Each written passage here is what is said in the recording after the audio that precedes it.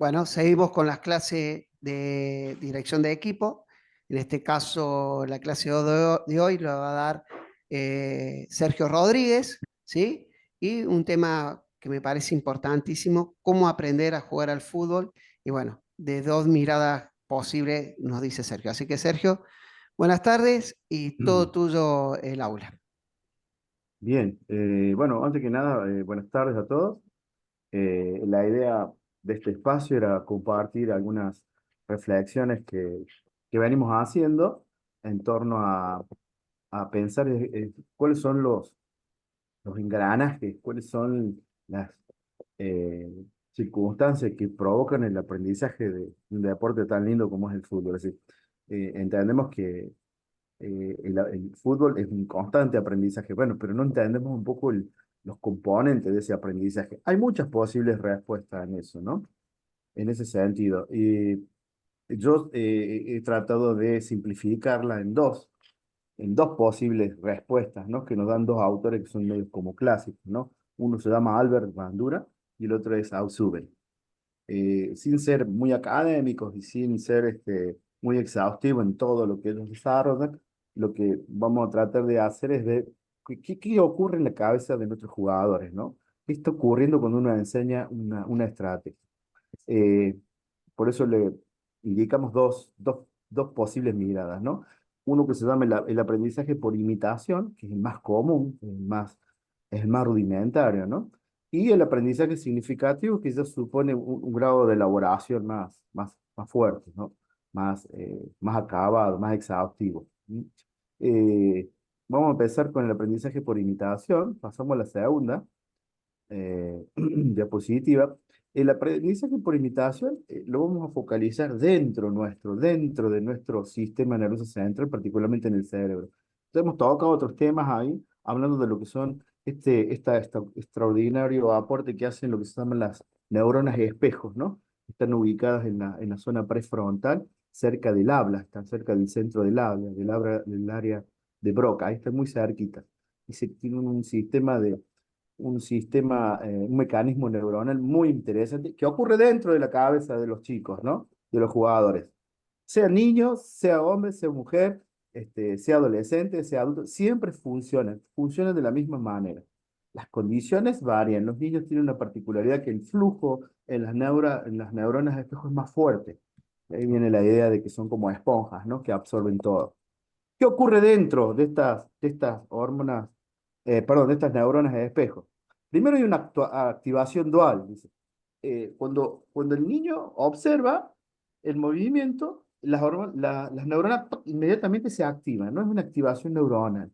Hay una simulación, esta es la capacidad extraordinaria que tiene el cerebro, ¿no? Hay una simulación interna. A partir de esa observación, el cerebro puede internamente ensaya mentalmente ese movimiento que ve, ¿no? Ya vamos a ver que puede ver el movimiento sin hacerlo, ¿no? Se puede aprender sin hacerlo. Eso también es obra de estas neuronas de esto.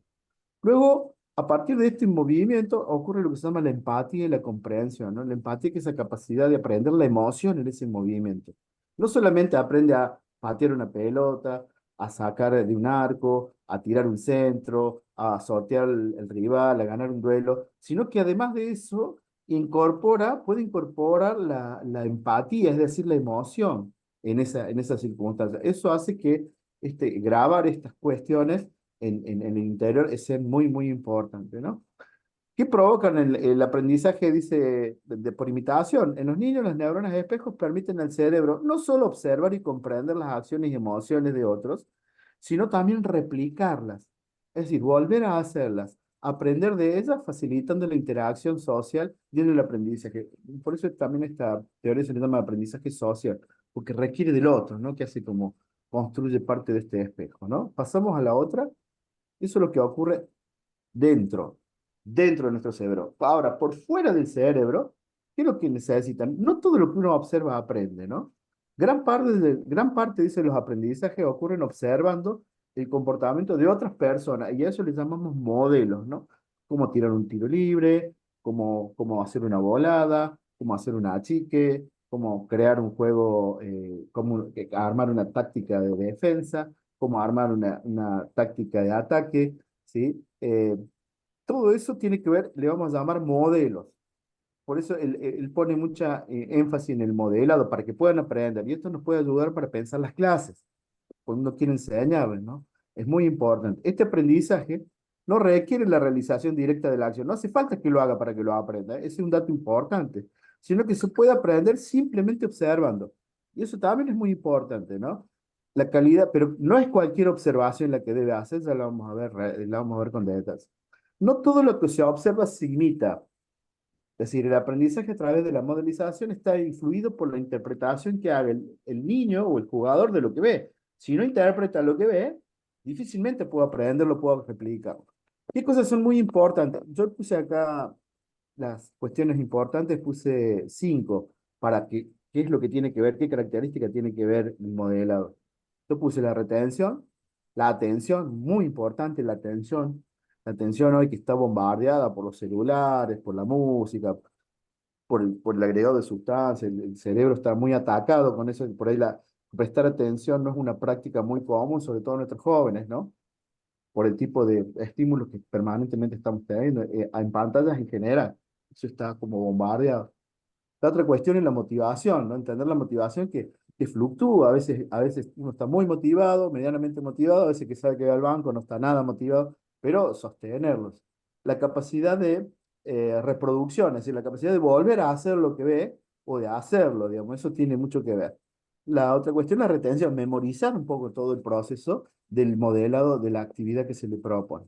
Y por último, yo le puse los refuerzos y los premios que tiene que ver que el aprendizaje, siempre que eso determina, hay que hacerlo positivo, ¿no? Siempre charlamos con los compañeros en el sentido de felicitar de alguna manera exaltar el esfuerzo y el haber logrado, lo poco o mucho, pero haberlo logrado. El refuerzo positivo es muy, muy importante, porque eso fija el aprendizaje del modelo. Sigamos. Bien. Aquí está un poco lo que yo venía diciendo recién, está desarrollado.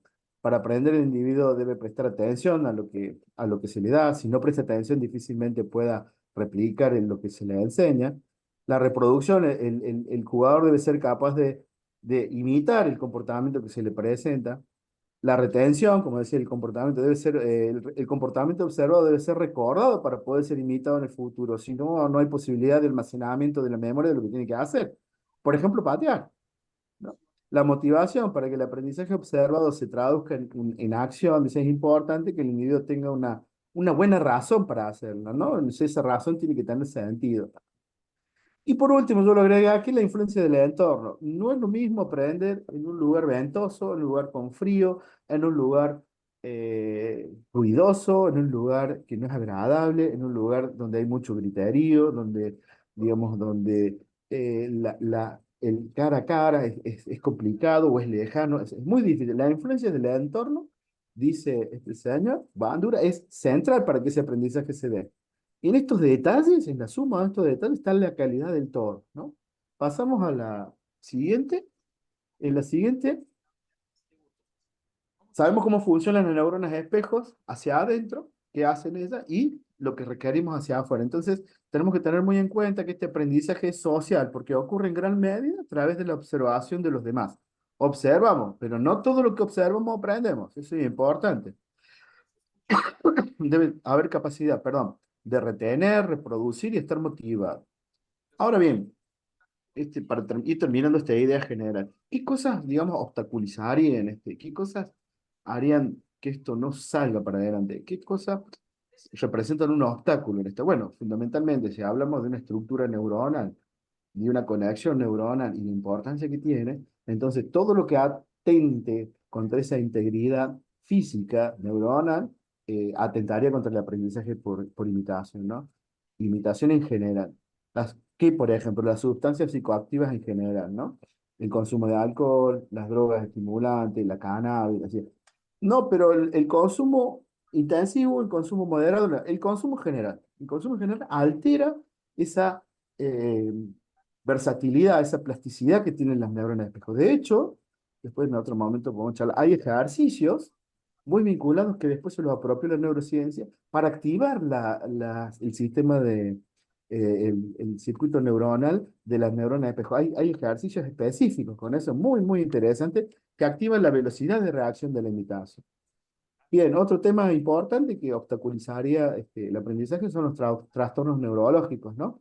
En general, como ya sea por por lesiones cerebrales, eh, o por, bueno, por situaciones, por condiciones congénitas, ¿no? Eso también altera la funcionabilidad del sistema de neuronas de espejo. La otra cuestión es las lesiones cerebrales.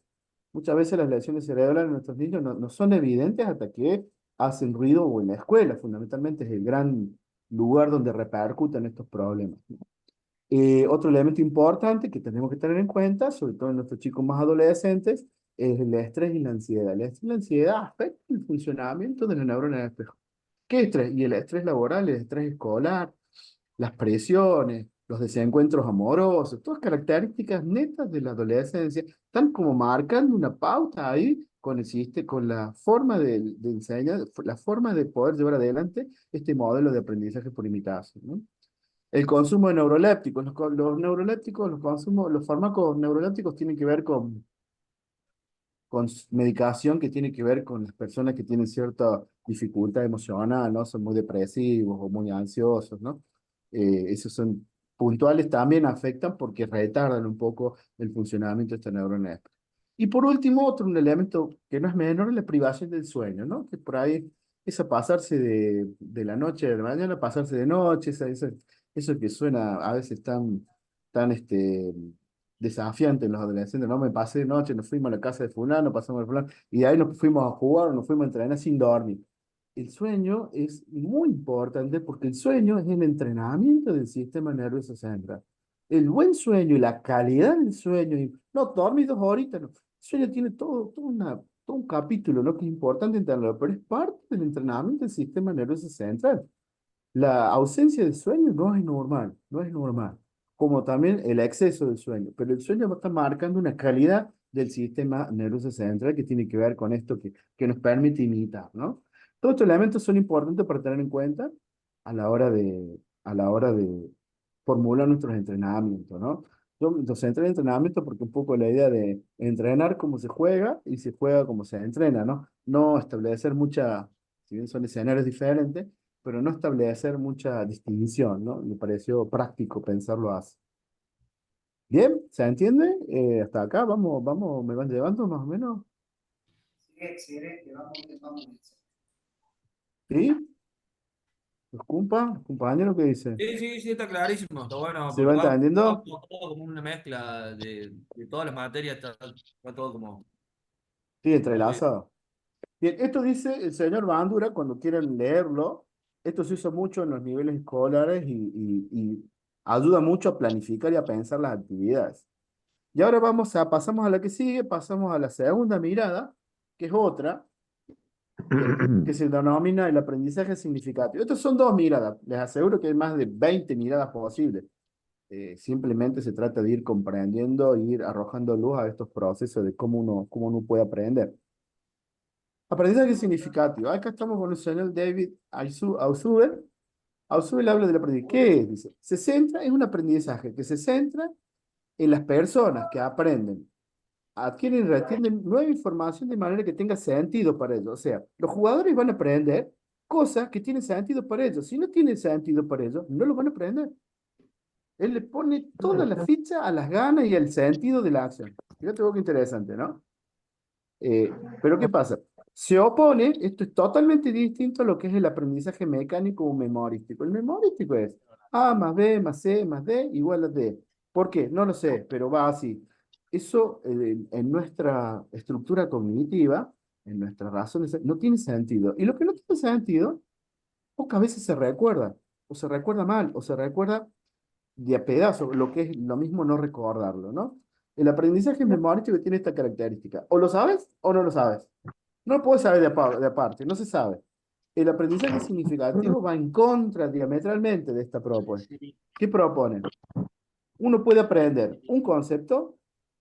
es- un concepto puede ser un objeto, un evento o una situación. Ya lo vamos a ver con más detalle. A eso él le vas a llamar, a Ausubel le vas a llamar concepto, ¿no? Que puede ser varias cosas. Ya lo Oye, vamos a Siri, ver como adentro. oye, Siri, oye, Siri, oye, Siri. Ahí no sé quién está llamando Siri por ahí. Bien, ¿cuándo ocurre? Este conocimiento ocurre cuando se relaciona de manera sustantiva y no arbitraria con lo que ya se sabe el estudiante o el jugador. El jugador va a aprender algo que tenga relación con lo que él ya sabe. Si nunca tuvo idea de nada, va a ser mucho más difícil que lo va a aprender, seguramente, a fuerza de insistencia. Pero tiene que tener algo que ver. Si yo voy a enseñar una estrategia de basculación, por ejemplo, la basculación es que tiene componentes de lateralidad, tiene componentes de distancia, tiene componentes de aproximación de pelota, tiene componentes atencionales, componentes de percepción, tiene estructuras de asociación, tiene un montón de elementos. Si eso no está relacionado con lo que él sabe y ha sido toda la vida delantero, dice, yo no sé, para mí no es importante porque yo soy delantero. Ahí tenemos un problema para construir el aprendizaje significativo. ¿Se entiende lo que estoy diciendo? Sí, Sergio, totalmente. Bárbaro, Claro, ¿verdad? bárbaro. Si no le encuentra la conexión en su cerebro, nunca lo va a procesar porque no lo está entendiendo. Aparte, bueno, no le interesa tampoco. Totalmente. Claro, Por como que eso no le encuentra el requiere, sentido, digamos. claro, al no encontrarle sentido, quizás, bueno, por respeto a la autoridad, lo aprenda memorísticamente, pero no es lo que buscamos. Porque ya vamos a ver que hay diferencia. El aprendizaje significativo modifica la conducta del jugador que lo aprende. El aprendizaje memorístico no. Porque es circunstancia y perdura más. Te da más base a futuro el aprendizaje significativo. ¿Se entiende? ¿Por qué modifica, Bueno, Sergio? ¿Por qué O sea, modifica? Sergio, que el más importante para un jugador de fútbol es el significativo. claro. ¿Por qué? Porque es un aprendizaje a largo plazo y porque tiene sentido. Y porque puede reconstruir significados en otros contextos, como delantero, como mediocampista, como, ¿me explico? Y no repite de memoria siempre el pase al espacio, por ejemplo. Y necesita para eso estar conectado con sus compañeros. Por eso ya le da una idea de equipo distinta. ¿Se entiende? Todo esto yo le vengo agregando de lo que vengo pensando. Sergio, La idea es, Requiere mucho este tipo de aprendizaje en el fútbol, de la participación del jugador. Para aprender es él que tiene que aprender, no yo el entrenador. No el entrenador coordina, presenta propuestas, pero es el mismo jugador el que va tomando y construyendo ese saber, ese concepto. Pasamos a la que sigue. es fundamental, una cosita es fundamental, de que él sepa por qué hace lo que hace y por qué hace lo que le piden que haga. Es fundamental. Esa retroalimentación que muchas veces le decimos que el feedback que debe tener el entrenador con el jugador, de explicarle la situación, no esperar que el jugador la descubra porque la tiene que descubrir. No siempre el jugador descubre la respuesta en la acción, ¿no?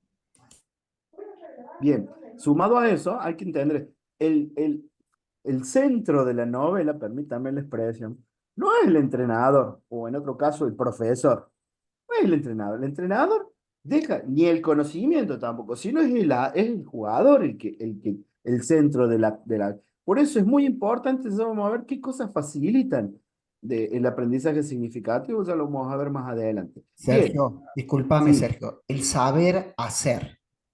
claro, exacto, claro. Ujú.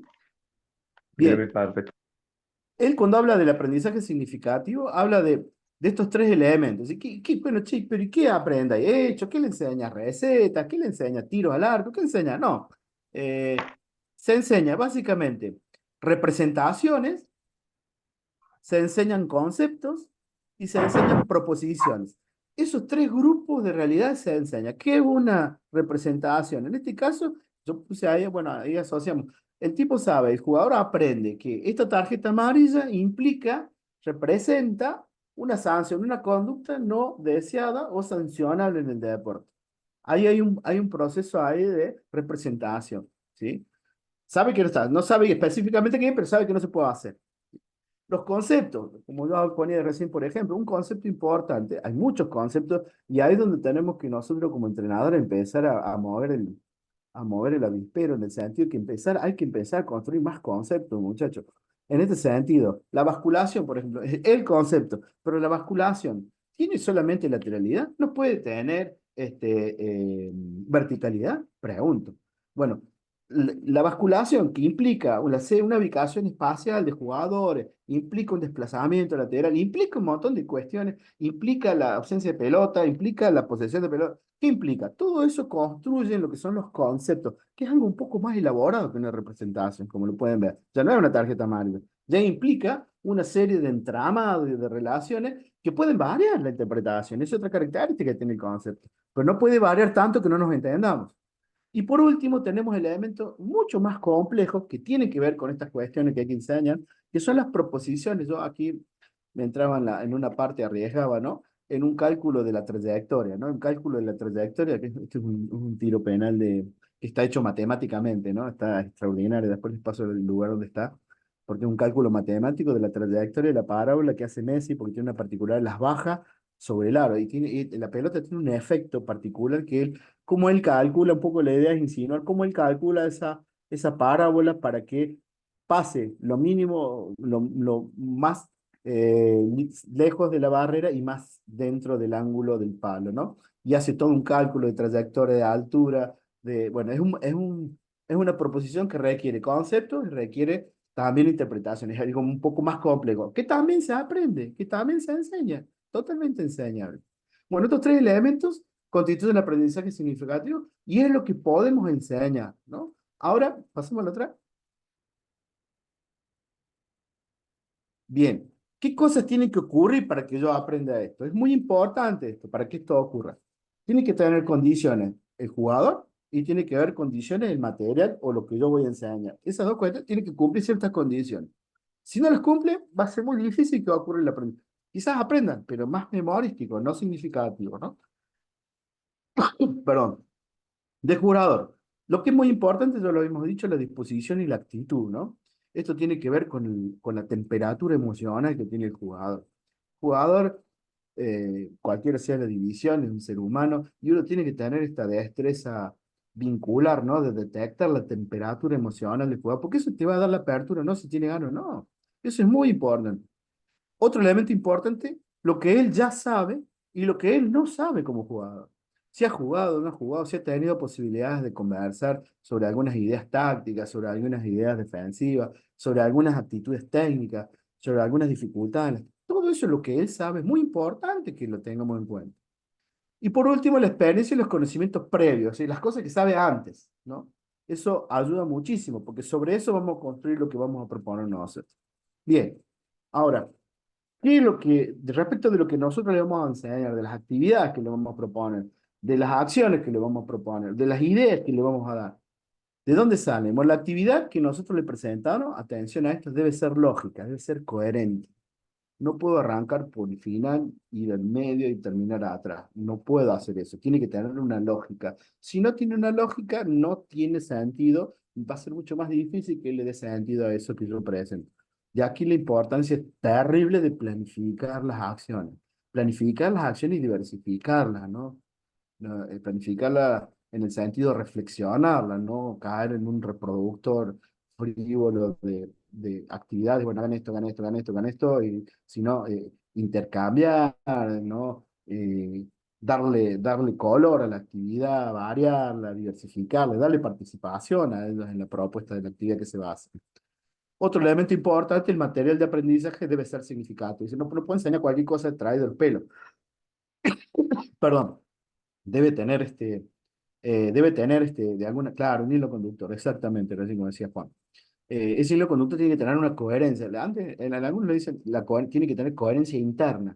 No coherencia para mí, que yo la estoy enseñando, tiene coherencia en sí mismo el texto.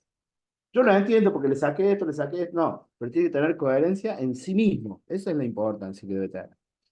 Bien, debe ser entendida por el que aprende desde su perspectiva psicológica. Yo no puedo enseñarle a un joven de 14 años, a un adolescente de 14, 15 años, de la misma manera que a un joven de 25 años, 24 años, 23 años. Hay diferencias en el matriz, diferencias en el trato, hay en las ideas caen de manera, yo también animaría a decir que los lenguajes son diferentes, ¿no? Y eso también es muy importante porque tiene que ver con esas diferencias psicológicas que hay que tener en cuenta.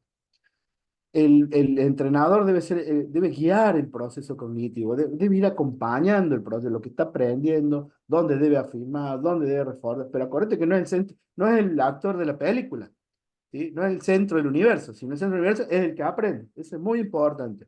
Eso nos va a llevar a cambiar, a soltar los procesos, ¿no? Y confiar más en los jugadores y sobre todo en el equipo. Eso les da, eso los jugadores, ellos sienten esa libertad, y cuando uno los deja, ya rompe esa dependencia, ya sienten que eso los hace crecer muchísimo. Bueno, los que tengan experiencia eso ocurre en todos los ámbitos que uno educa, ¿no?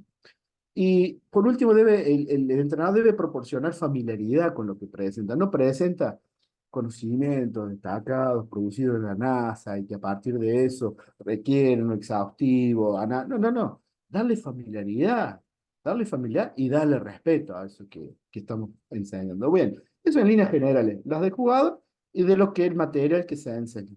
Vamos yendo hasta acá. ¿Alguna duda que quieran preguntar? Solo me gustaría responderla ahora y no después. ¿Seguimos? Sí, sí, dale para adelante, que Sí, está bueno. Pasamos. No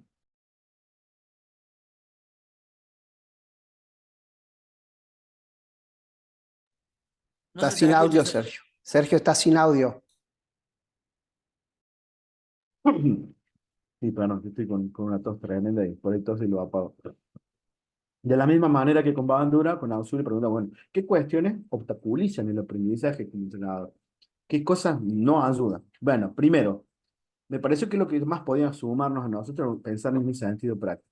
Lo que es muy importante, no conocer lo que jugadores saben. Si uno no conoce lo que ellos saben, también muere. ¿Sí? No tenés punto de partida, porque vos estás manejando algo supuesto. Y en el mundo de los supuestos, decía Peter Pan, todos volamos. ¿Sí? Eh, es muy, caótico, no manejarse con supuestos. Si yo sé que saben esto más o menos, y esto no lo saben. Por eso, en la etapa de enseñar es muy importante los diagnósticos, ¿no? A ver, verlos jugar, verlos el ánimo, verlos si sonríen, verlos cómo se disputan una pelota, verlos cómo se tratan. Todo eso habla de ellos y eso es muy importante. Otro elemento también a tener en cuenta es no entender el grado de madurez psicológica de los jugadores. Hay gente grande, hay niños, sobre todo eso ocurre en los 14, 15 años, no va a haber verdaderos hombrotes, ¿no? Enormes, grandes, y resulta que por ahí encontramos con una madurez emocional muy, muy, muy baja, ¿no? O muy incapaz de sostener alguna chiste, alguna carga, y son particularidades propias de la adolescencia. O se peleó con la novia, aquel que tiene 15, 16 años, y se quiere tirar abajo de la tribuna. O sea, son características propias de ellos, de esta falta de equilibrio emocional. Y uno tiene que entender eso, tiene que adecuarse a eso, porque uno le va a ir a proponer actividades y le va a ir proponiendo como amarras para ir continuando en este gran empresa que es aprender fútbol, ¿no? Eh, Otro elemento también importante es cuando la actividad de entrenamiento no es coherente internamente o difusa en su propósito. Es lo que hablábamos recién, ¿no? Recién creo que Juan proponía el hilo conductor que tiene que ser razonable, ¿no? Bueno, acá esto, y muchas veces, muchos chicos no lo manifiestan, pero lo experimentan en la incoherencia, le experimentan, no sé, así dice, así será. Y eso tiene otro valor en el sentido, no, tenés que hacer esto, porque si calentas bien, después tu rendimiento va a ser mejor, y si es mejor, vas a poder sostener más fuerza en el campo y en el campo y eso te va a dar más lucidez para después pensar qué puedes hacer con la pelota. Todo ese proceso tiene que ver con esta cuestión, ¿no? De la coherencia, ¿no? Del dar cuenta de por qué hago. Y eso es lo que produce el aprendizaje significativo. Bien, y por último, creo que hay uno más, no hace, una cuestión que limita esto es no hacer familiar lo que se enseña, ¿no? Sí, hacerlo difícil, ponerle el vocabulario extraño, ¿no? O los ejemplos traídos del Barcelona o del Real Madrid sin nombrar, sin desprestigiar nada, pero digamos, tenemos que pensar cercanía en esto, familiaridad. Eso acerca lo difícil y hace que lo difícil sea fácil, ¿sí? Pasamos creo que a la última, la penúltima. ¿Está bien?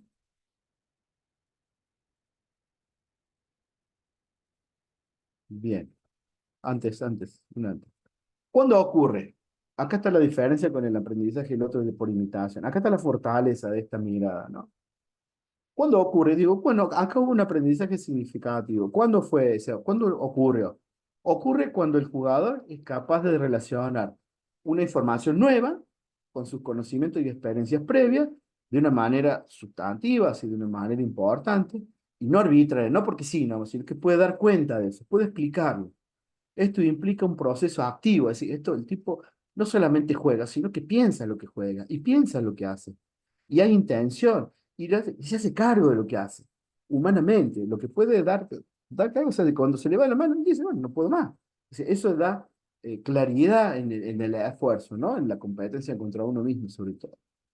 Otro segundo aspecto es el aprendizaje significativo y se puede darse cuando la nueva información se conecta con un concepto nuevo, relevante, preexistente. Bueno, acá son frases, yo traté de hacerlas lo más plana posible, lo más claras posible. En la estructura cognitiva del jugador, por ejemplo, un jugador puede distinguir claramente entre un puesto, una función, una estrategia y una táctica. No todos nuestros jugadores están en condiciones de distinguir eso. Y no implica que por esto no puedan jugar. Vean, pero el que ellos sepan, o el que ellos comprendan estos conceptos y los mejora a ellos porque los puede ubicar en un requisito que uno les puede plantear y pueden construir con los compañeros formas de ver el juego distintas. Para eso tiene que estar ese concepto. No todos lo saben. Bueno, ustedes, los que estén en práctica saben nada, pero no todos lo saben, no todos lo estudian, no todos lo tienen presente. Yo puse estos ejemplos, ¿no? Pero, por ejemplo, volviendo al ejemplo de basculación, cuando uno está en la basculación puede ser algo mucho más vivo, y no ser otra vez, profe, la basculación. Sí, bueno, ahí tiene que ver con cómo uno recrea esos conceptos, cómo los enriquece y cómo les da mayor luz de que realmente se tiene, que es justamente jugar. Por último, la motivación y las creencias personales sobre lo que es importante aprender, lo que es importante aprender juegan un papel importante. Si yo creo que lo que me está enseñando es importante, va a haber aprendizaje significativo. Si no es importante, va a ser muy difícil que yo lo haga significativo. ¿Y cuándo es importante? Cuando tiene que ver con las cosas que yo entiendo, con las cosas que yo sé hacer antes, y con lo que vos me propones, que no es tan distinto, pero que mejora lo que yo ya tenía. Es como que uno le va agregando circunstancias, ¿no?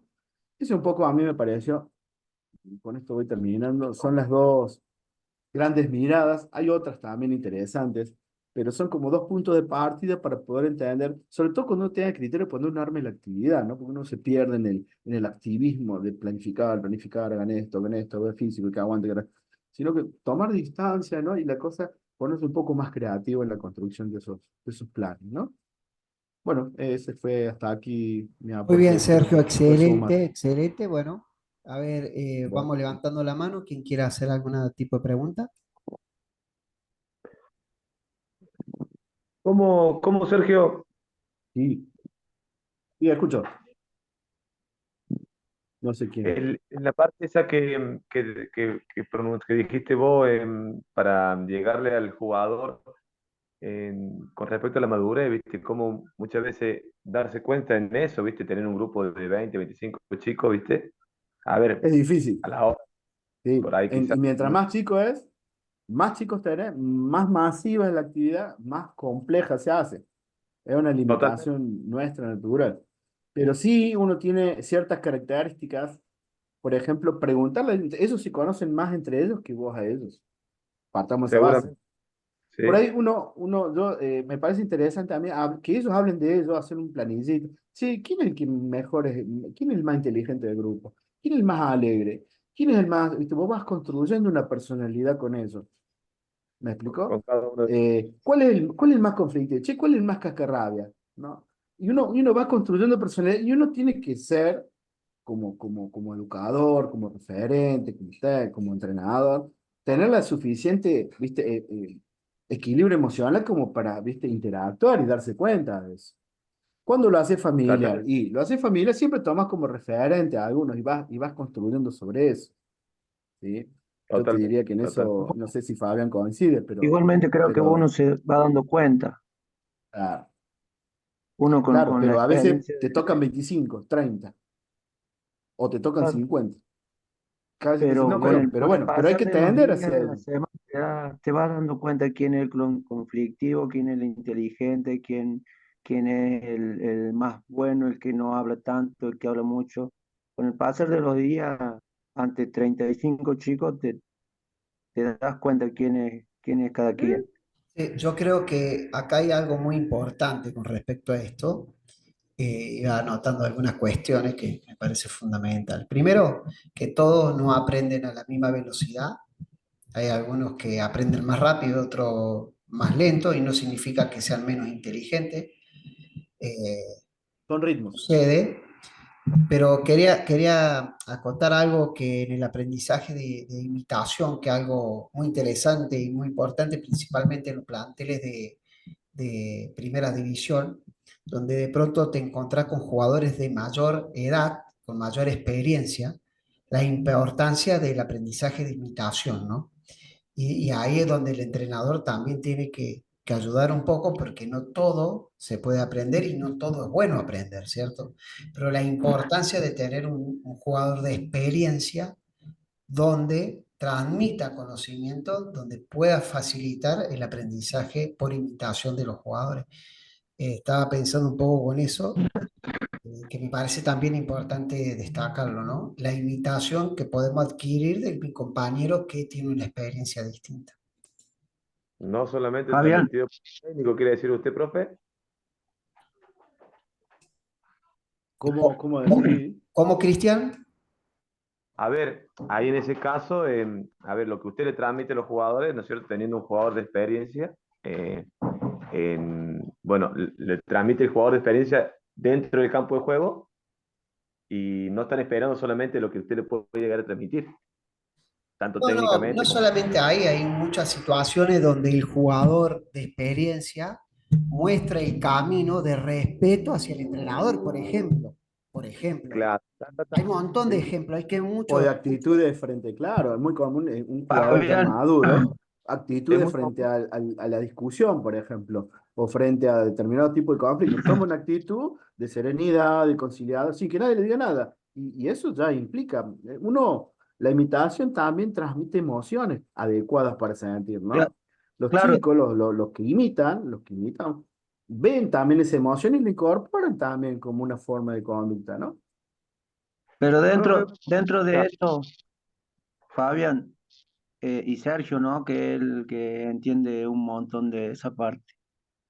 Dentro del jugador con experiencia, bueno, yo lo estoy viendo fin de semana tras fin de semana.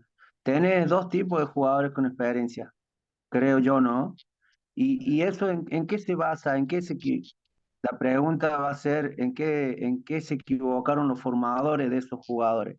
¿Por qué tenés un jugador de experiencia que transmite lo que él sabe, tanto técnica, tácticamente y como persona, a los grupos, por ejemplo, pibes más chicos, que ya subieron a primera, y está el jugador con experiencia, mala leche? Yo lo llamo así, perdonando la palabra.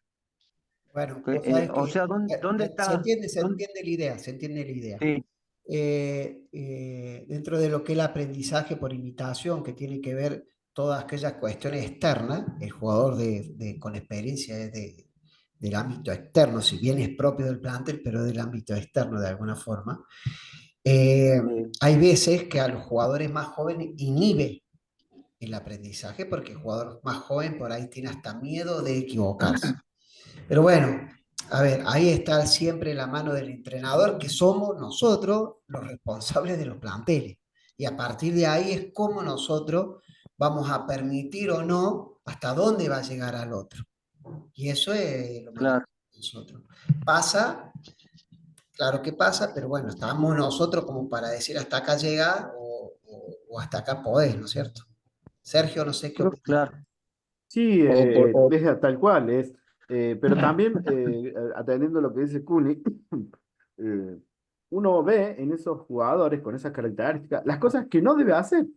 No es que imite, sino que claro, reconoce esas conductas y esas emociones equivocadas. Por ejemplo, van en un full, el vago agarra, se para, se enfurece, discute, pelea y sumerge en una emoción equivocada al grupo. Entonces los jugadores que imitan, eso no hay que hacer, eso no se debe sentir. Eso no me Claro, lleva a ningún es, lado. Por eso está la habilidad del entrenador, cómo divide las claro, aguas, ¿no? Eso claro, me parece a mí que puede sumar. claro, sí, Pero exactamente. quizá Tenés Bueno, lo que ahí que tener también muñeca, tenés que tener muñeca como líder, en el sentido de no dejarlo pagando al jugador con este perfil, mantenerlo íntegro y tampoco tirarle el grupo en contra, ¿no? Sino ir Claro, pero generando situaciones que, bueno, digan, bueno, eso hay que modificarlo.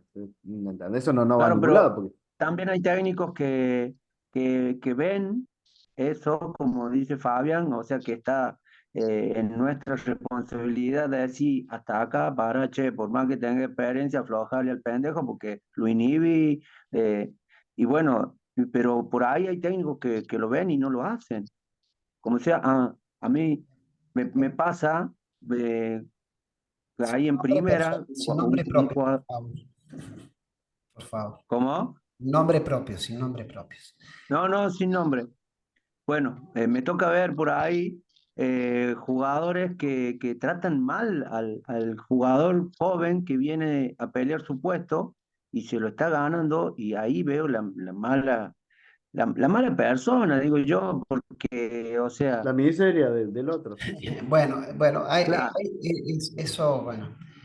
También hay que ver, no ponerse solamente una mirada crítica, sino lo importante es saber, claro, porque hay veces que los que gestionamos grupos, hay cosas que vemos, y no es que no las vemos, y las tenemos claro, que a veces disimular, porque también hay veces que el objetivo, cuando un objetivo que es común a todos, hay cosas que uno, atrás de ese objetivo, es capaz de hacer, no de aceptarla, pero como que dice, bancársela por el objetivo común. para que llegue a buen puerto, Y hay veces donde yo claro, digo muchas veces que de alguna forma el liderazgo también debe permitir en ciertas ocasiones que sobresalgan otro tipo de liderazgo en pos al objetivo en común.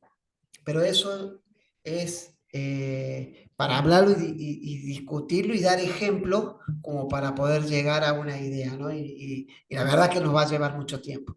Bueno, nada, con esto, Sergio, vamos a terminar la clase.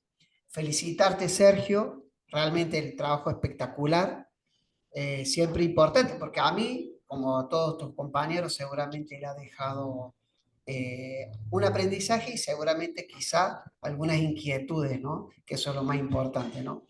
Así que, y a todos les propongo que lo mismo que propuso Sergio hacer, que el que se anima con temas que tengan que ver a la dirección deportiva, a la dirección de equipo, que se animen a hacerlo porque realmente esto es lo que nos tiene que enriquecer. Hoy la clase nos ha enriquecido todo, así que Sergio, muchísimas gracias. Felicitaciones, la verdad que excelente, ha sido Bueno, muchas magistral tu gracias. clase. ¿Eh? Muy bien, gracias a ustedes por Bien. escuchar y compartir. Y nada, nos la vemos, verdad que sí. ¿cuándo nos vemos? El miércoles, creo, ¿no? Bueno, Próxima profe, clase. ver el asado, Sergio, por favor. Chao. Bueno, gente, nos estamos viendo ya en Dale, las Caro. próximas clases. ¿Eh? Muchas estamos gracias. viendo. nos vemos, Chao, buenas Fabián, noches. mañana. Nos vemos. Hasta Nos luego. vemos.